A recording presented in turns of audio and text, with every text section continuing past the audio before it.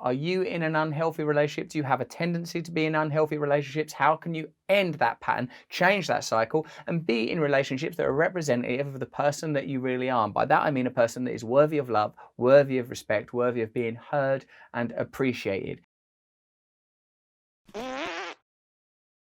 Across the course of my life, I've of course been in lots of relationships that have borne all sorts of unfortunate inflections. I've suffered most of my life from various forms of addiction, so I guess there have been points where I've not been a great partner. Tendency to self-obsession, self-centeredness. At other points, I felt like I've been in relationships that have not been beneficial to me. So I think all of us, look at the statistics, at various points end up either being a negative influence in someone else's life or suffering as a result of, a negative relationship with somebody else, feeling that the power is in their hands.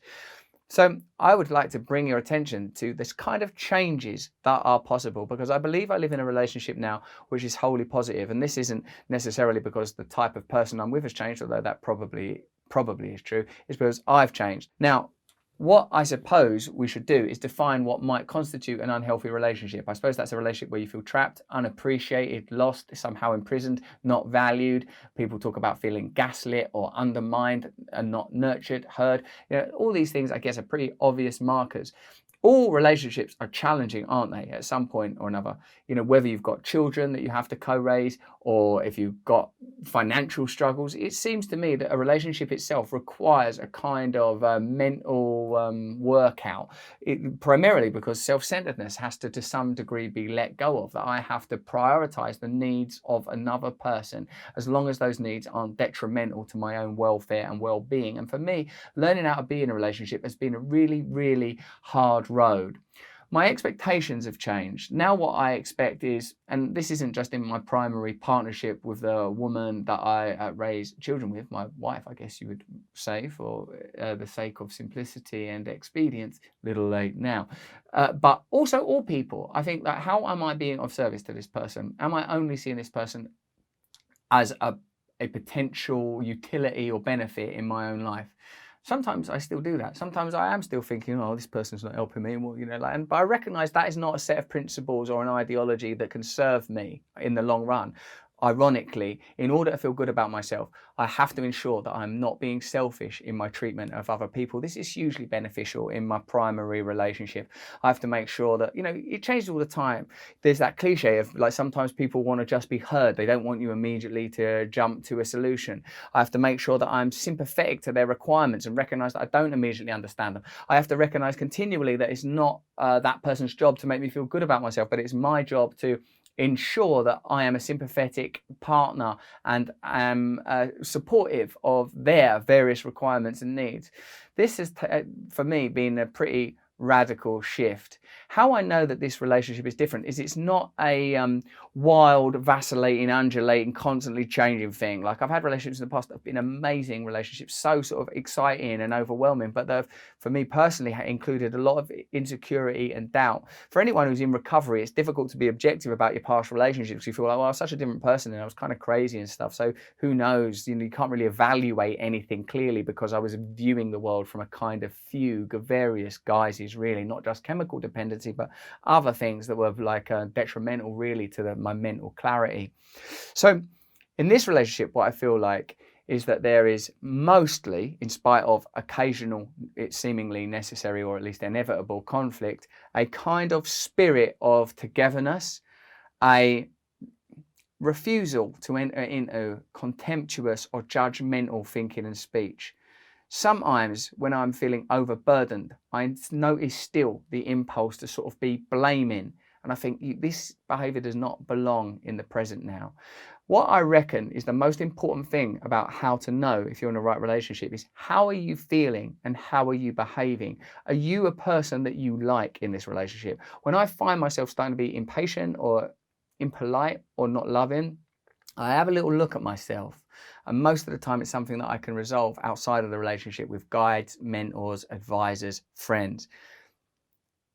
If I feel that the person that I'm with is not behaving appropriately in some way, then I can discuss it.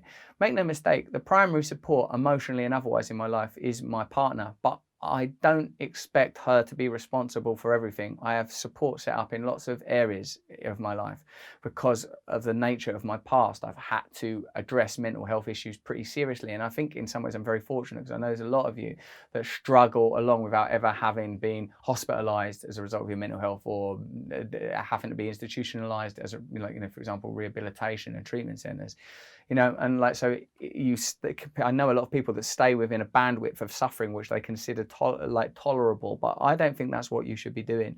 I feel that your life holistically, across your life, your working life, all of your relationships, friendships, and romantic partnerships should be an expression of something beautiful that you can actually be. Now, firstly, in order to do that, you have to believe that there's a problem. Secondly, you have to believe it's possible to change. Thirdly, you have to be willing to accept help. Sometimes you have to let go of people, even if you love them. Sometimes it's more of an addiction, isn't it, rather than the kind of companionship and solid, deep, cohabiting love that that I've found currently, and please God forever, in my marriage. If you want some insight from a genuine expert on relationships and love, have a listen to what Brené Brown said. Her insight is always valuable. So we've got boundaries, reliability, accountability, the vault, integrity, non-judgment, and generosity. This is the anatomy of trust, and it's complex.